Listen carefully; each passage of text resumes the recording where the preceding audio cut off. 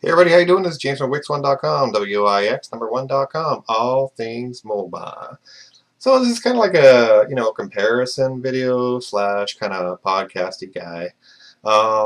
It's Tuesday, it's about 9 o'clock in the PM Eastern Standard Time.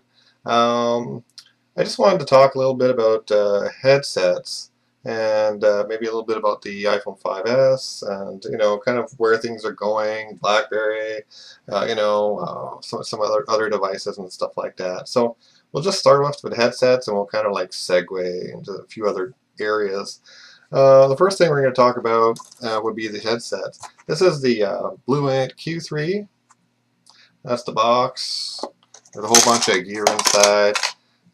But the device is right over here. So here goes uh, the device, and I've been using it for a little while now, and I've been trying to compare it with this other guy, this Jawbone Era Midnight, which I've got in here, which has a whole bunch of gear as well. Let me get this one out. There's that one. So, and this one kind of looks like that, right? It's kind of a one-piece kind of guy. This is a Jawbone Era Midnight, and all the parts are just, in the box. And, it has a, charging block guy, nothing special about it really. But I've been going back and forth between them, and, honestly, this one here had pretty good sound, this Jawbone guy. But I found that the earpiece, like the place where you put in your ear, seems to be a little bit big, and it kind of hurt my ear. So I know you get all these extra parts that you can put onto it. You got these little pieces, and all this kind of stuff.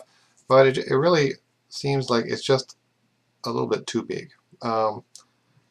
I like that it's all one piece, and there's no moving parts and nothing to break and stuff like that.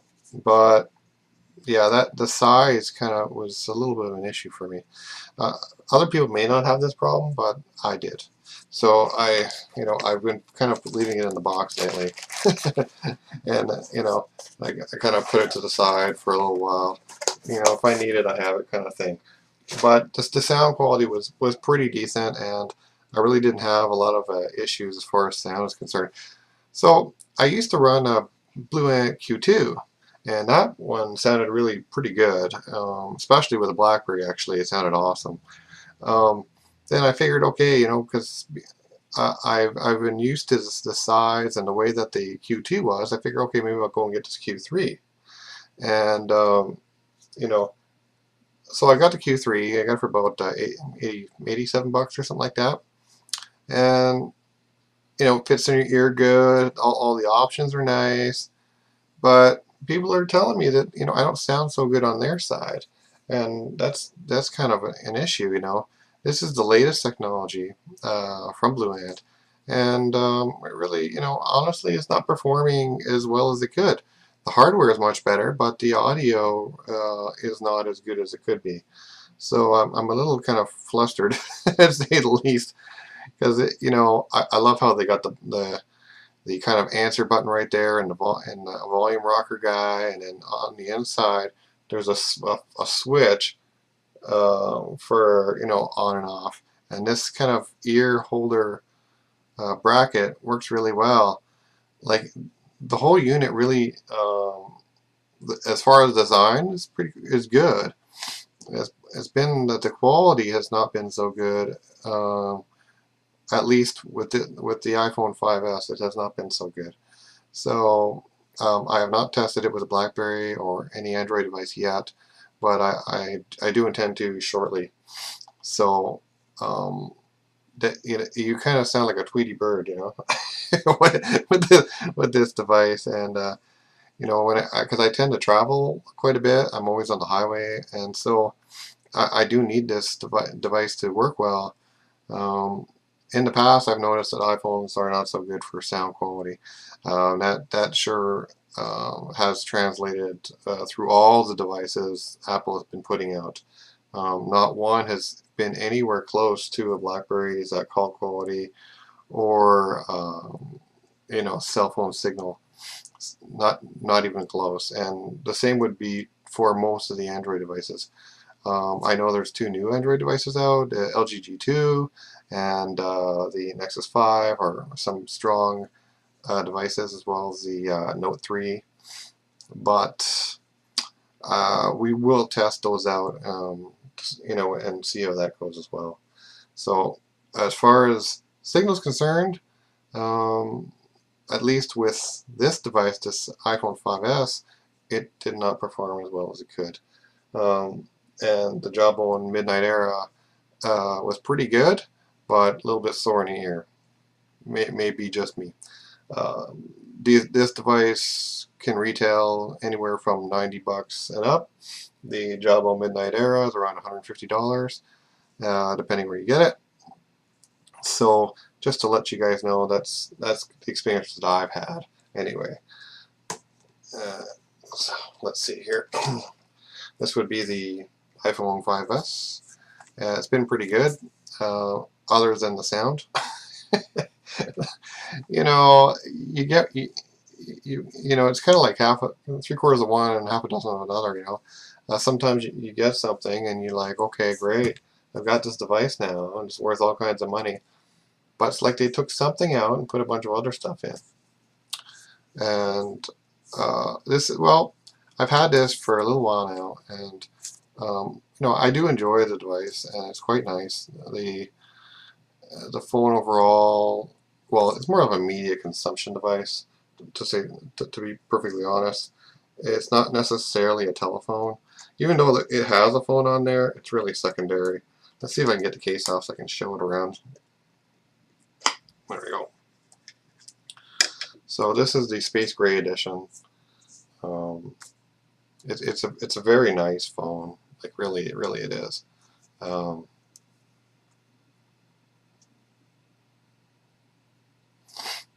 it's got the fingerprint sensor guy there too, and it does work, right? I've had no problems whatsoever.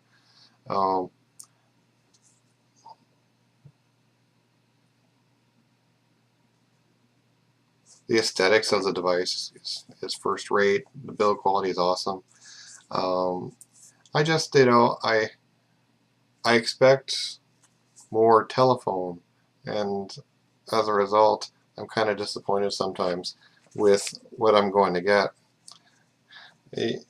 Sometimes I feel that the industry is intentionally trying to have not so good telephones, but more positively an outcome for what they're selling you in the app selection. So they want to make money off your apps, but they don't care about your phone. And so this is a problem for many people.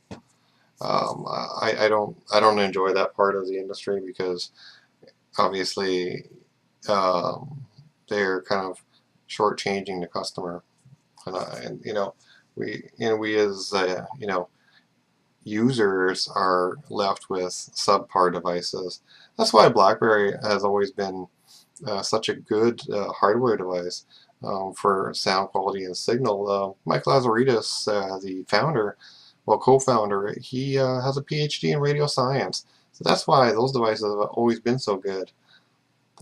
They dropped the ball on the software and apps and things like that. But that's really a game that Apple started, and BlackBerry was not prepared to follow in suit, because they didn't have a software department to compete with. So at the end of the day, they've had issues, and they are continuing to have a few issues, to say the least. So yeah, there's a lot of new software floating around, a lot of new hardware. I saw some flexible devices out of Samsung camp. I think these are just kind of promo devices, not necessarily in play or anything.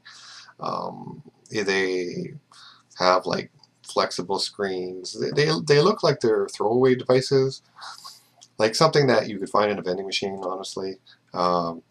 At some point, I believe that cell phones and smartphones will be bought in vending machines. You will buy it, pay your money, and you'll just take it, and you can activate it straight right then and there with X amount of dollars on the phone, and that'll be that.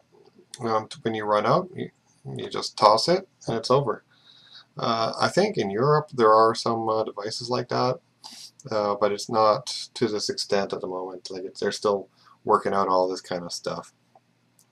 I think right now with the new devices that are coming out, as far as, well, the iPad Air is out now, and it's AKA iPad 5.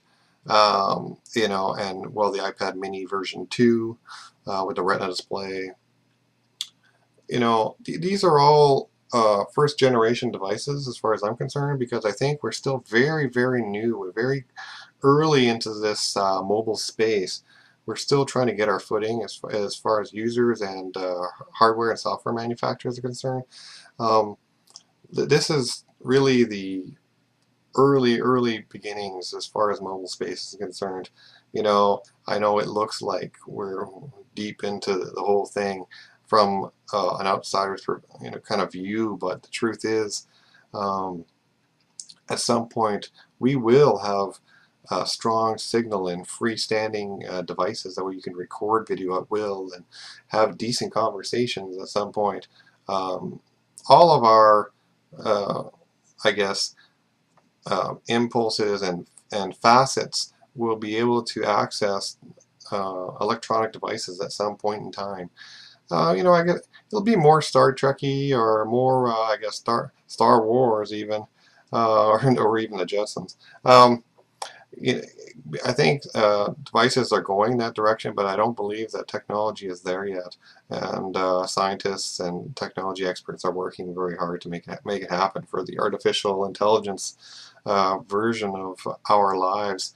People are working to improve it to get to the point where we can, I guess, rely on artificial intelligence and it will do things for people, aka human beings. But is that any better? You know, I think we need to be more connected, but less invasive. There are plenty of software applications and platforms that are tremendously invasive for, you know, to an extent that it's just not comfortable for some people. And I think we need to respect each other just a little bit more. And I would say to the software and hardware manufacturers out there, let's try to, you know, give our customers a little bit of a break, because seriously, people deserve a little bit more respect, and let's not push them into corners and try to sell everything that you see. You know, people, they're selling your profile, they're selling your picture, they're selling anything that you say online as fast as you can say it, and they're trying to make money on any user that has any association with any one of these manufacturers. And I feel that this kind of a fleece is just not acceptable, and I think there needs to be more protection for users. And it's just one of these things that, you know, freedom of speech is one thing, but exploitation of that freedom of speech is another. And I really believe that there's quite a bit of it. So, you know, that's just my kind of rant. You know, it's not directed at any one manufacturer or software vendor or anybody independently. It's just overall and in general, I think that we really should care more about each other and protect each other just a little bit better. So as far as the new stuff that's coming out, I got a chance to try out that LG G2, and it's a really nice device. I found that it's quite cool and it's comfy in the hand. It is a bigger device than I'm used to, being, you know, the 5-inch screen and that much, but it's rounded, and I found that it's quite a powerful little device, and it works quite well. The only thing that was a little odd was the switch on the back. It's kind of, you know, a test, I guess, as far as LG is concerned. That's just a style that they decided to throw in. The camera works really well. I found that the textures on the camera are quite nice, and the speed overall is very good. So if you're looking for, an Android device, I would not hesitate to recommend the LG G2. You should maybe check that one out, when you've got some free time. As soon as the Nexus 5 is available, in this area of the world, I'll take a look at that one and see what I think.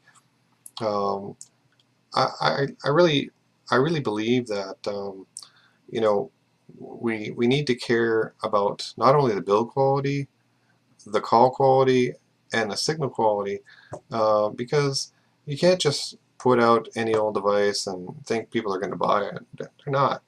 They want something for their money. They want quality. They want something that's going to work and really fit their lifestyle in a way that makes sense. Um, now BlackBerry has a few issues at this point in time, as you may have seen in the news. They've got a new CEO. The old one is out the door. They're restructuring, but they're still going to continue to make handsets. The latest handset they put out was the BlackBerry Z30. It's a bigger device. It's a tad bigger than a G2. It's a touchscreen device, but it also has quite a few good features as far as how it works. In low signal areas, it has a booster to give you better call quality, which is quite good and useful for those who travel. So if you're interested in BlackBerry devices, I would say check that one out. It's quite good. As you've seen, this new iPhone 5s, it's very fast, and there's a lot of things that it does. The camera is really second to none, and the shutter speed has been pretty fantastic on it, honestly. I have found that it performs as well as they say, and then some. I've compared the quality of the camera to the LG G2, to the Samsung Galaxy S4, and also to the Z30 and a few other devices, and I still found that the quality of the picture is superior on this device. The iPhone 5C is really an iPhone 5 in a different shell, so there would be really no change there. The Note 3 is a very nice device as well. I was playing with that earlier today, and it was quite nice. I think that anybody who's going to buy a Note 3 is more into business and corporate information, because they've got the pen, which does quite a few things these days. Some people have been telling me, oh, what would be really great if you get a Galaxy S4 and it had a pen, But then I mentioned to them, well, if they did that, they might cannibalize the sales of the Note, and then that would be kind of a non-starter. So I don't believe that will ever happen. But don't you think that would be cool? Just saying, because the Note is kind of a large device, and it doesn't really fit in your pocket too good. And when it's got that kind of pleather backing, it doesn't slide in and out of anything, and it doesn't. Well, you got to put a case on it because it's really not attractive. That backing is just not attractive. I don't care what anybody says. It's just not attractive. And so you're going to want to change that back cover as soon as possible. But the device itself has plenty of uses, and it's very good for business. So that's that's kind of the short and simple of today's, I guess, podcast / comparison for the headsets.